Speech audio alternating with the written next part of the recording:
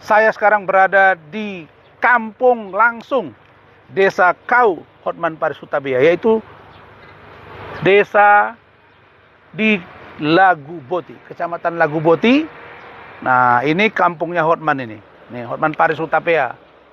Perseteruan antara Hotman Paris Hutapea dengan Rasman Arif Nasution nampaknya belum juga usai. Kini giliran Rasman Arif Nasution yang melakukan serangan terhadap Hotman dengan mendatangi kampung halaman Hotman Paris dan menyoroti kondisi yang ada. Diketahui Rasman mengunjungi kampung halaman Hotman Paris Hutapea di Laguboti, Kabupaten Toba, Sumatera Utara. Hal ini terungkap dalam unggahan video di akun Instagram @rasmannasution.